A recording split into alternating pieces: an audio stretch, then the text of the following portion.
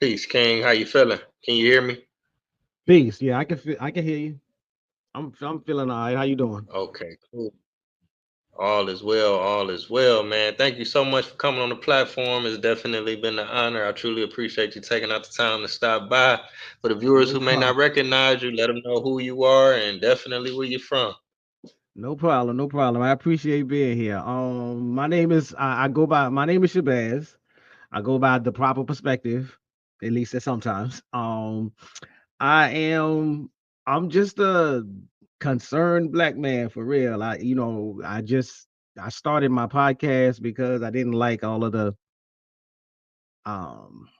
all the nuance that's missing. I didn't like all of the I mean, I understand the idea of propaganda, but I don't like all of the one-sided slick-handedness that I saw. So I wanted to try and, jump in the fray and try to set some records straight a little bit. I'm hailing from Virginia in the United Snakes of this America. I have plans to get up out of here. And definitely, I have plans to get up out of here and leave and move.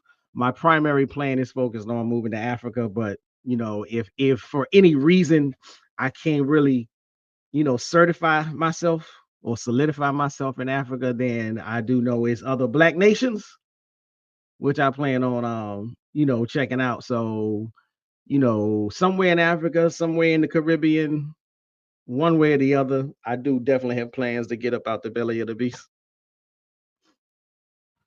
Definitely, definitely, man. I'm Uh, over here in the motherland, still going strong, trying to, like you say, solidify myself because it's not easy, man. I mean, that's like right, especially if you're doing it by yourself. I don't know if you got a family or anything right. like that, but just moving alone. Like you say, you from Virginia. If you just move to the next state, you move to Georgia or something like that. That's hard Right. to do. It's moving to Africa where the language and the culture and people maneuver a little bit differently. You know what Yeah. I'm saying? Even though they are people, but that's not easy at all. So I take my hat True. off to you. True Let me see. indeed. I Okay, mean, now go ahead. I take my hat off to you because like I made one attempt so far. I made one like last year. My idea was, and I was really I was really like green with it and wet behind the ears, so to speak. So like, I mean, I had spent years, researching, studying, and doing all of this stuff, and I'm like, okay, I'm ready. So last year I was like, this is it. I'm out. I bought my ticket. I had me a hotel all situated. I had an Airbnb situated, and I had some people that I was going to meet up with and be like, okay, now let's look at all of these. Let's look at these townhouses and these rental places and whatnot. And I was like, I'm gone. I'm gone. I'm like, but once you touch the ground, it's definitely a different thing. And I'm I had the finances situated, so I was good there. For me, like the things that brought me back over here was just some very unexpected, unforeseen challenges. And I was just like, okay, it's time to go. It's time to go back over there and rework the plan. So anybody that does like figure it out, like you said, you there and whatnot. If you figure it out and you don't get your back thrown against the wall in such a way where you feel like you don't have a choice, more power to you, more blessings on you. Because I'm like, I had decided I'm not coming back, and then I'm just sitting there one day and I'm like, woo, where'd the money go? Where'd all my people go? Where'd all my connections go? I'm like, well, I got one shot. I can be homeless in Africa, or I can go get up under a roof in America. So I shout out you for figuring out and maneuvering the right way. Yeah, yeah, definitely. And I appreciate you sharing that. I mean, I feel like for you to, bounce back and forth, that's a part of the process. Some people like they be like, True. "Oh, you moving to Africa?" They think like they'll never see you again. Like I can't come visit, I can't Right. come back and get some bread, I can't come back for the Right. holiday. I mean, some people do intend, like you say, they don't want to come back at all. But Yeah.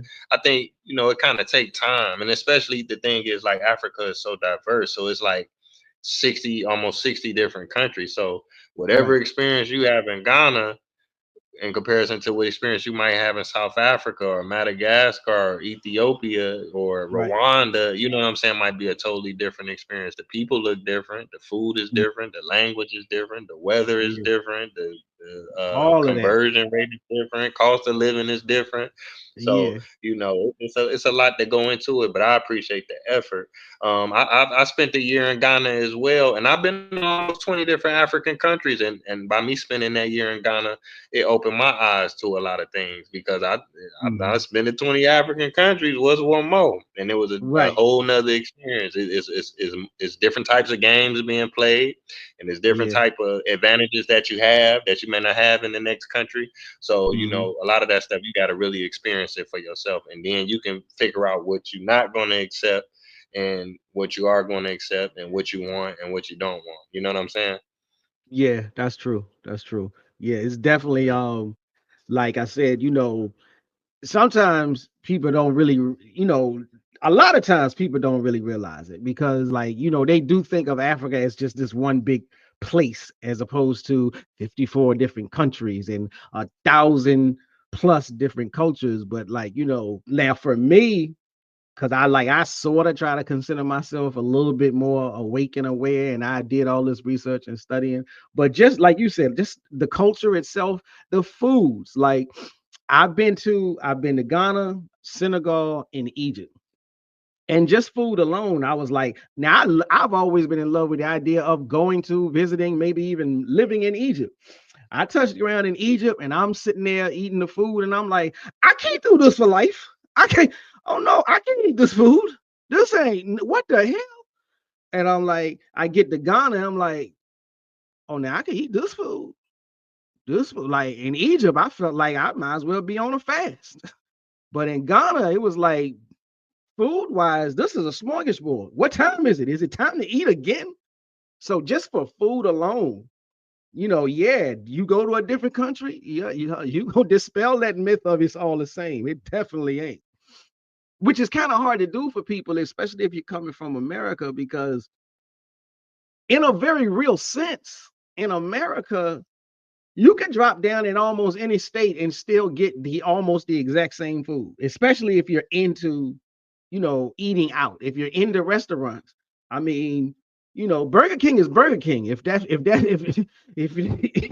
you're not going you're not gonna have a different experience. New York, Georgia, California, you're gonna get that same restaurant experience. So for that, like food is relatively the same in America.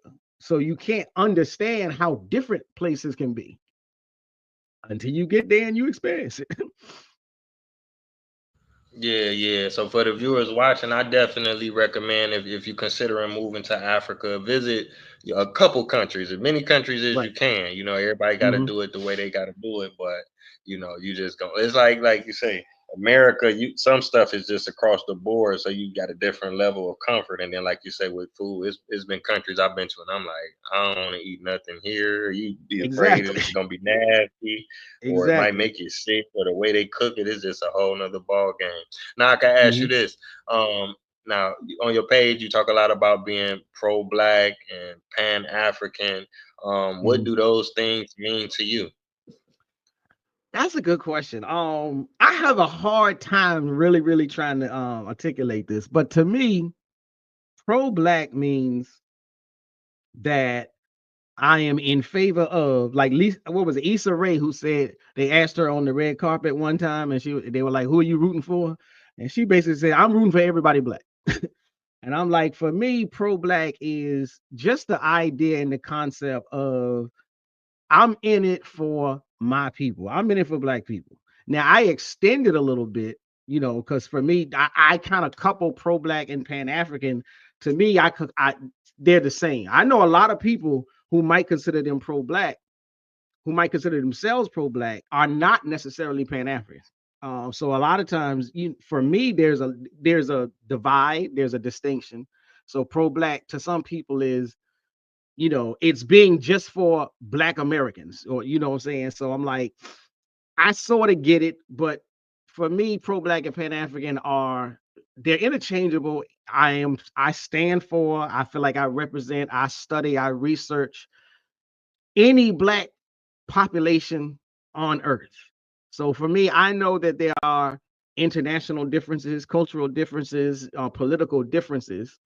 But I think Marcus Garvey that said he would never give up a continent for an island or something of that respect. So I just feel like pro-black means you do as much as you can, starting with your own people. So if it's time to go open up a bank account, at least look for a black-owned bank. Now, if you feel like you looked them up and you don't like the services, you don't like how they handle business, so you're gonna go with somewhere else. Oh, at least you made the effort. But so many of people just been like, I'm just gonna go to Wells Fargo.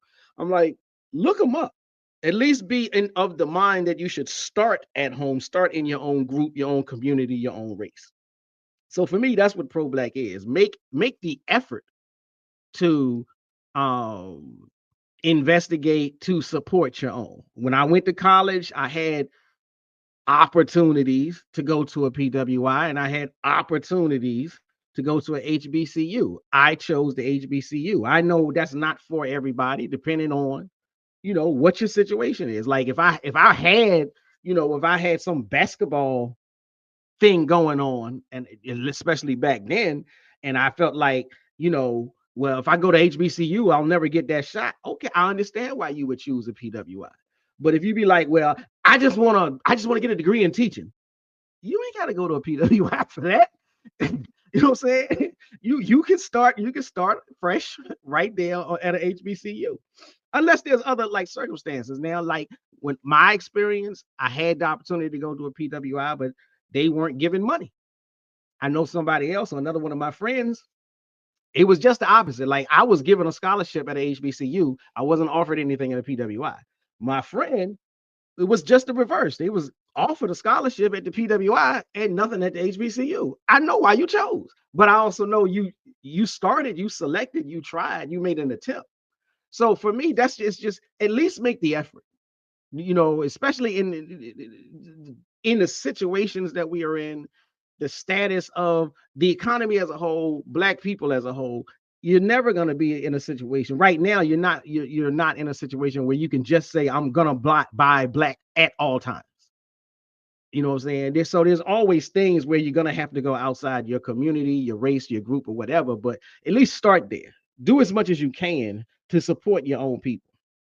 Like, why go to? I'm gonna go to a burger joint, but I'm gonna go to the white one up the street instead of the black one around the corner. I mean, no. Nah.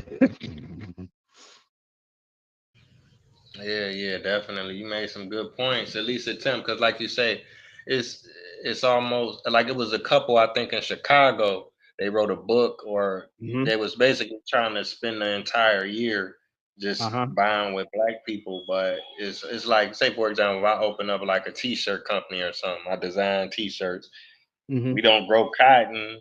We don't process Right. cotton. We don't have the factories to make the T-shirt. We don't design Right. the software to design. We don't make ink. Exactly. So by the time you put together a nice little T-shirt, you gotta sell it for $50, or you ain't gonna Right. make no money. Right. But And some even people with don't that, understand. right. And even with that, it's like, you know, like me personally, now I'm a bit of a miser when it comes to spending money, but I see people, if you're gonna spend $50 for a Gucci shirt, then you can spend $50 for a black owned brand. Like I'd be like, that's out of my league. I ain't spending $50 for a shirt. But you go out, you go to the club or whatever, and you see 150 people on the line, and are they all wearing Gucci, Louis, Prada? Well, you can spend $50 on a black owned shirt. You already doing it. Yeah, But yeah, yeah, that exactly. because I actually covered that couple. I actually talked about them on one of my shows. I pulled them up, and because I had heard about it a while ago, and so but I pulled it back up on one of my recent shows. They spent the whole year. They put together a book where they discussed their journey, and I think they put like the names and lists of all of the black owned companies and businesses that they ended up finding, and they were like, yeah, it's rough, it's difficult. Like they went like 3 months. I forget what it was, but I know they said they spent like 3 months in search of this one particular like item or product, and it took them 3 months before they found anybody black that was actually selling it. But then they pulled that into their stream, and kept rolling with it. So that's the type of thing. That's what pro black is. Pro black is supporting your own first. Yeah, yeah, definitely, definitely. Now I was checking out your page. Now you actually was a professor for 20 years. Yeah.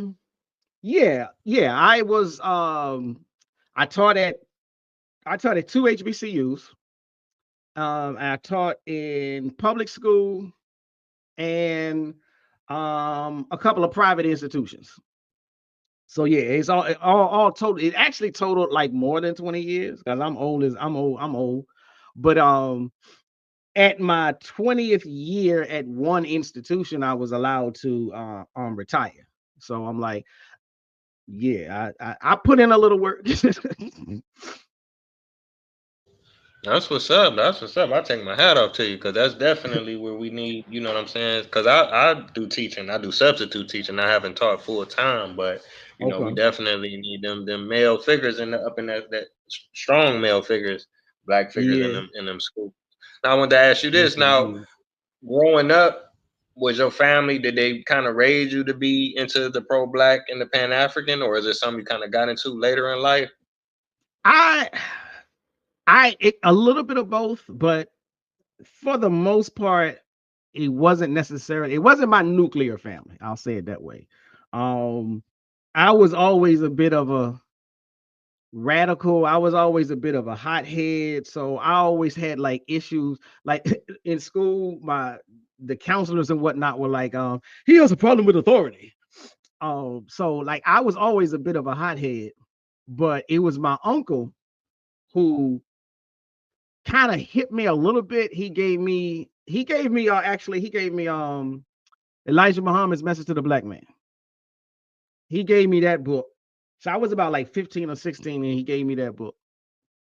And that's really what like set me um in in the right direction. After I read that book, I at least had the understanding that I had the understanding and I had a better way of communicating and articulating. I could take, the ideas and the word phraseology and stuff like that from that book. And I could begin to then, better articulate myself so that I'm not gonna say I challenged teachers to some extent, but I was better prepared to sit in the classroom and listen to the hogwash without having any kind of behavior issues. I had a better understanding of what the game is. And so I hit the ground running with that book and just, after that, I was just a reader. I was reading everything I could get my hands on. I was researching everything I possibly could and just investigating and looking for more information. So that's how I like that was what started the trajectory. So it wasn't necessarily my nuclear family, it was an uncle, but then, I everything I learned, I would just sit in the living room and talk anytime it was time to have a conversation with my mother or my father, my brothers and my sister. It was just like so I was just, did y'all know? Did y'all know? Like the same way you see like online today, you see people that sort of like they might be like new to consciousness. They new to being woke and they just, now they all fired up and they trying to tell everybody this, that, and the other and get out of this and don't do that. I was that. I was that kid, but I spent a lot of time trying to open the eyes of my nuclear family. And then once I got them a little bit woke or whatever, I started reaching and branching out. I had friends, friends at the high school. I had friends in the community. So like growing up at that point, everybody called me Little Malcolm. And it was just like the neighborhood joke. Here come Malcolm again. What you got for us today? And I'm just like, well, since you brought it up. So, like I said, my nuclear family didn't start me. But I tried to make sure that whatever information I gained, I was always trying to like impart it back unto them. And so I think like I had a bit of an influence on some of the stuff, some of the ways that they think now. I at least I did for them what my uncle did for me. You know what I'm saying? I sort of I opened their minds up a little bit and just pushed them down, and then they went on about it. So like I had a brother, one of my brothers, not had, but one of my brothers really took to like the Islamic angle that I started off with. And he's still a practicing Muslim now. My sister sort of took to the pro black, the say it loud, components. And she kind of sort of like did her own little run with that. So, my other brother, you know, I had a little bit of an influence in some of his, I don't want to say radical, but just like, like I started because of that, I started getting into hip hop. I got into all of the conscious hip hop. So I was really deep into the conscious hip hop, and I started using that to work with people and talk to people and sort of like influence people. And so I feel like, yeah, I had a bit of an impact in other people, other family members' lives in that way too. So, but that's just my own personal thing. But I have had them, I've had family members tell me, because of what you said, you remember when you was, and I'm like, okay, like sometimes I'll be like, I don't even remember that. I did it. That was me. And they'll just, they'll take me back down memory lane. So I'm like, okay, good, cool. So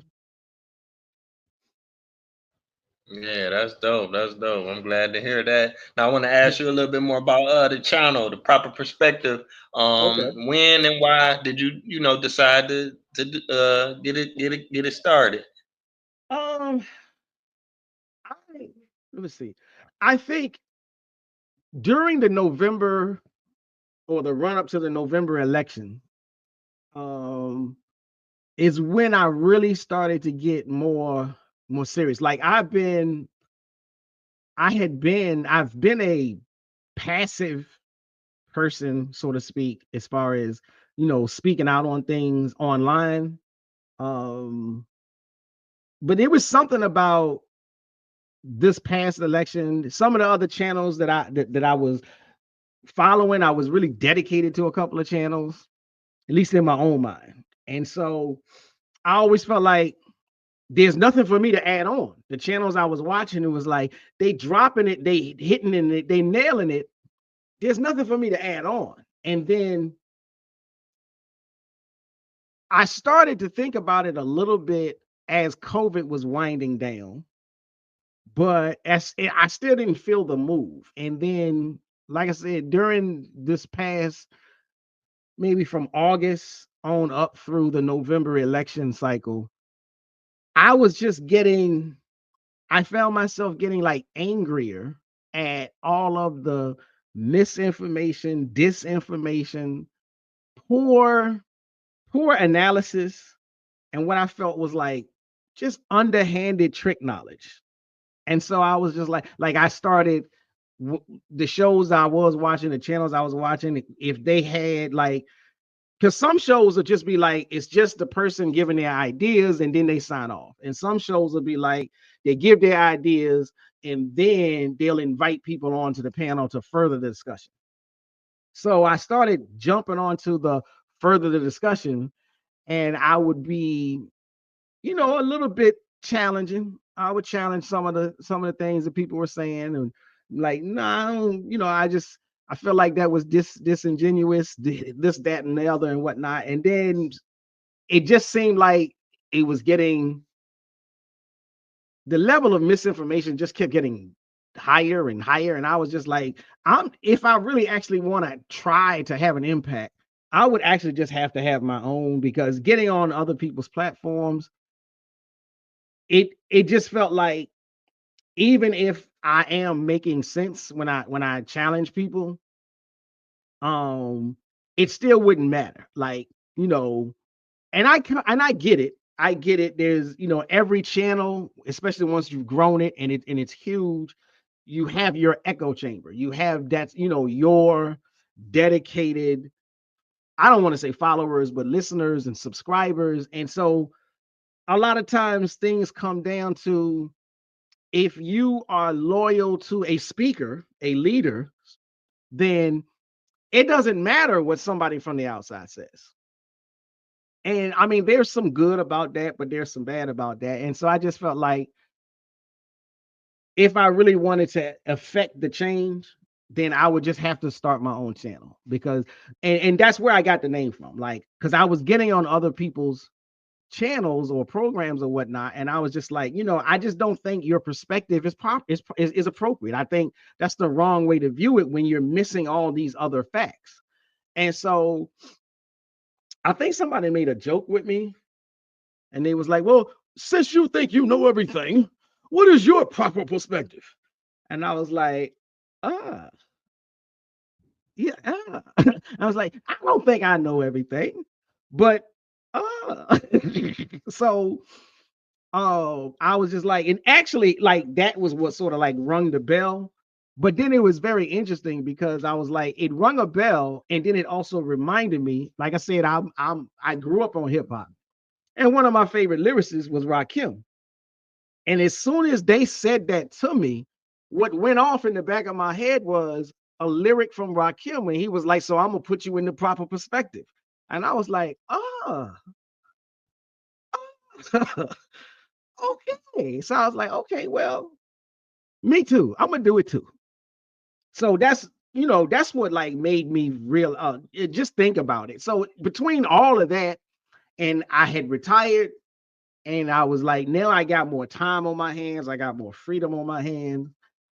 Because even like before I was retired, I would have not like on YouTube, but on other social media platforms, I would just do a lot of texting.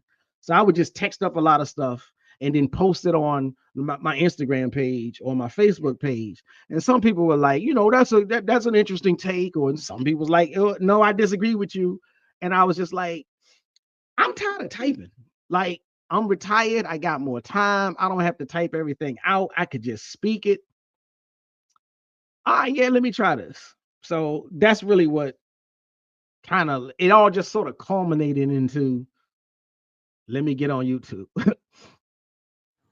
Okay, yeah, I appreciate you breaking that down. Cause yeah, like when you even when you text stuff or you write stuff out, it's easier Mhm. for people to kind of get it twisted or take it the wrong way. Like you got to pick up Yeah, the phone, like what was that about? Then you be like, oh, it wasn't yeah. about nothing because you And read I, the and I text had the to do wrong that. way. I had to do that a couple of Uh, times. I had a couple of people like they'll call me up either on Instagram or Facebook, like say what? And I'm like, that ain't what I meant. How did you get that from? Oh man. Yeah, yeah, definitely. I can understand. And then another point, like you say, the misinformation. We in the age of information, but it's like the lies is getting bigger. You know, I could use for one example, like you say, people they have this echo chamber, this allegiance to this page, or this person that's running this page have an allegiance to a specific ideology, so they don't have room to I guess, Mhm. input new information. So, for example, if a Right. person be like, the slave trade never happened, we not from Africa, we not this and that, you could bring all of the science and all of the evidence, and even if it's true, what is that going to do to what they built? Right. If they got a million followers and Right. a million of these people believe we never came from Africa, we don't have no connection, you'll rattle their whole situation. So is all they Mhm. can do is try to, fight against that. You Fight know what I'm against it. saying? Yeah. Yeah. So and then at the same time, it kind of make you wonder like why some pages are more not like a jealousy thing, but it's just like because back in the COINTELPRO days, which we didn't Mhm. know it was COINTELPRO till it was too late. So that Right. stuff still go on. So it's like, okay, let's get this person an extra 10 million looks Right. or extra 5 million looks or Mhm. whatever. Because a lot of it either, like I say, a lot of it, not everybody, but a lot of it either be like a gossipy type of thing where you gotta, Mhm. go after somebody or it's something crazy. Like I said, like just a person just like, oh well, we ain't from Africa, we ain't Africa, something divisive or something that's very, very Mhm. misleading. So I can ask Yeah. you off of that, what challenges have you faced, trying to grow your audience and get that information out there? Well, I think that kind of directly speaks to the challenges I face because I do believe that there are hidden hands behind the success of certain channels. I do believe that especially these, and I talk about it or I make reference to it a lot, these conservative channels. And I'm like, look, I'm not a Democrat. I am a liberal, I am a progressive, but I'm not a Democrat and I don't like the Democrats. But these conservative channels, like, I mean, black people have never really been conservative. Black people have never really, like, especially politically speaking. Yes, we've always been conservative in our religious sentiments. But I'm like, but we never really, we don't have a history of letting our religious conservatism boil over into our political ideologies. But I do believe that these hidden hands are backing and supporting and promoting a lot of conservative black channels. And I think that has a lot to do with why they have such staggering viewership.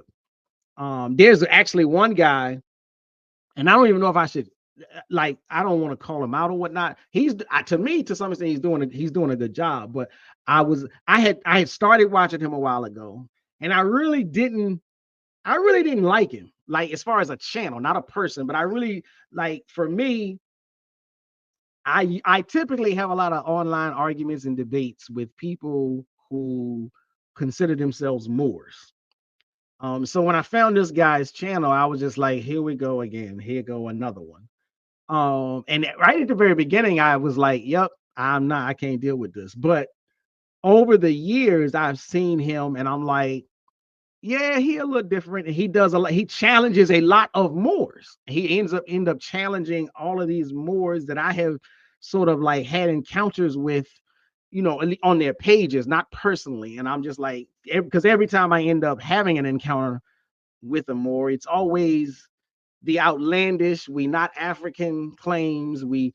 Slavery didn't happen. You can, like, America is Africa, you just don't know it, and all this stuff. So, but this particular guy, he's like, he challenges them and tackles them and breaks them down. And I'm like, okay, this is good. He's going against that hidden hand, because these ideas are just so crazy that it's like, this cannot you can't be this crazy and then grow your channel without some help somewhere. And so I started to do a little bit of digging. And like I said, not just the Moors, but just the conservatives. Sometimes I've called them out specifically. I did a couple of shows, but I try not to do that because I don't want to come across like he just YouTube beefing. Because I've even some of the other channels that I used to watch, I signed up for this one channel, and like, part of the reason I signed up for them was they was, promoting this idea of pro-black and promoting the idea of learning, and they were gonna, teach you how to read the Medu Neter from ancient Egypt. And I log on. I was like, I'm even gonna subscribe and pay. I'm gonna give you the little $5 a month or whatever. And the next thing I know, rather than teaching about Medu Neter, they spent 2 hours trying to tear down this other channel. I'm like, wait a minute. So I'm like, for me, I'm like, I try not to put the focus on that, but I do believe that there is a COINTELPRO program. It may not go by the same name, is like it, as much as there's so many of us hollering and screaming psyops. It's a psyop. Don't believe it. I'm like, yeah, but you believe in the other one. So I do think that a big to do for like the concern.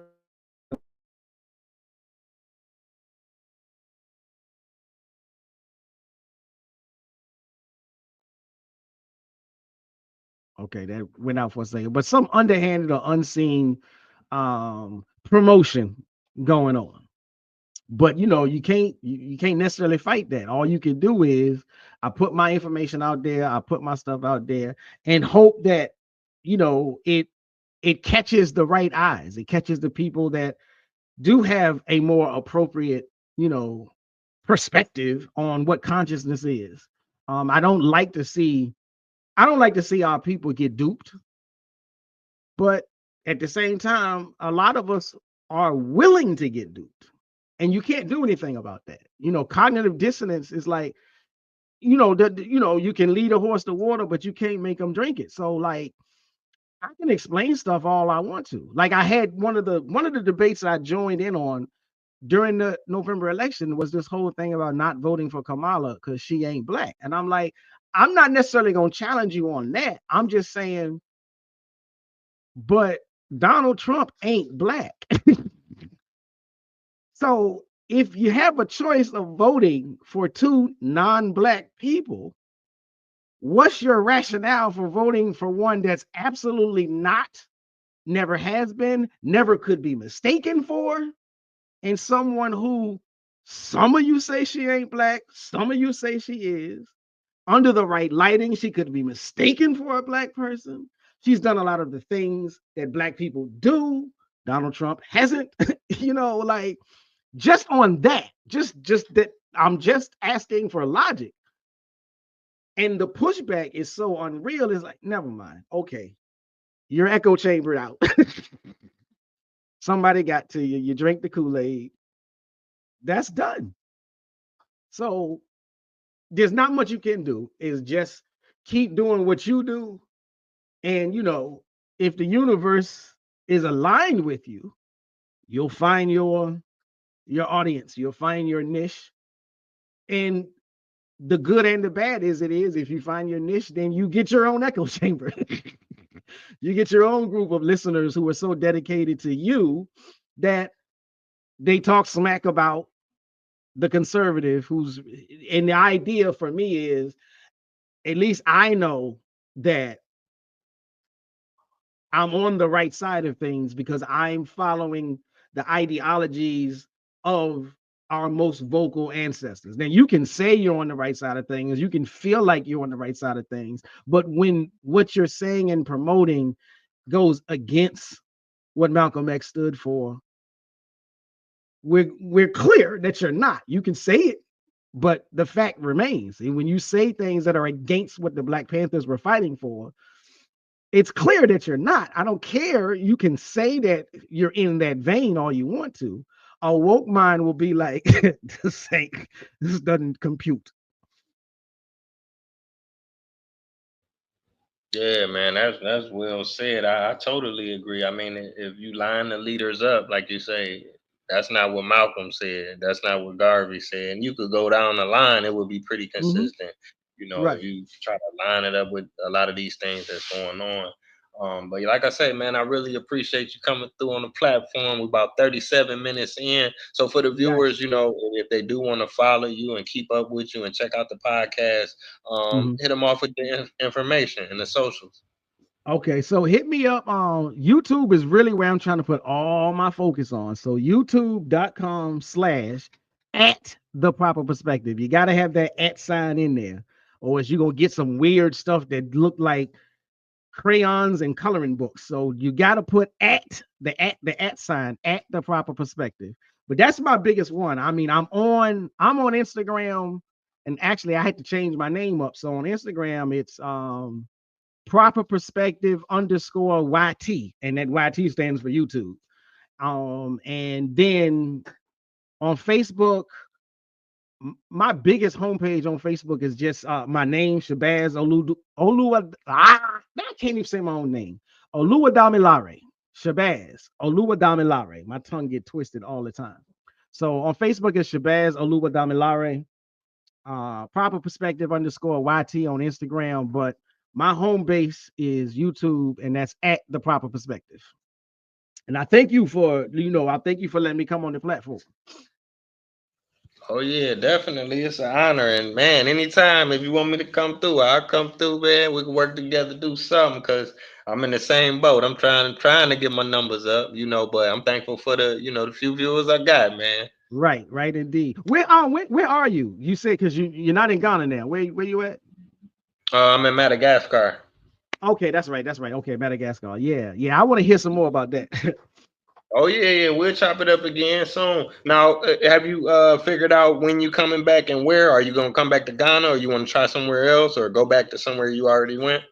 I think I'm gonna go to Senegal first, Mm-hmm. I'm kind of like in the middle between Senegal and Gambia, but since they're so interconnected, like if I go to Senegal, I'm probably gonna take a trip to Gambia anyhow. Mm-hmm. But I think I'm before the summer, between now and whenever spring kicks off, it might be. I was initially gonna be in Senegal in March. I well actually I initially wanted to be in Senegal in January and February, but I was gonna go in March, but because it's Ramadan, I was like, it may be so so shut down, so to speak, that I might just be twiddling my thumbs more than anything else. So I'm like, okay, let me put that to the side. But I'm working on going back to Ghana. I actually want to do both before the summer hits, but we'll see. Because and I say this on my show all the time. Every time you make a plan, God start laughing, and I'm like, let me just let me slow it up and make sure, because I'm tired of God laughing. I'm tired of being his comedian. But soon, Yeah, yeah, facts, facts. And then I don't know if you hip or if you already been. If you go to Senegal or Ghana, you can hit Cape Verde. I don't know if you looked into that. Cape Verde is nice. I had like a 5-year visa out there, so I didn't mhm, stay all 5 years, but I stay for like 3 months. Then the next year I come mhm. back for another 3 months. Sometimes I go twice in a year. Something like that. It's a real cool spot. I need to look them up because especially if they got a 5-year visa, I'm like, yo, I need as much time.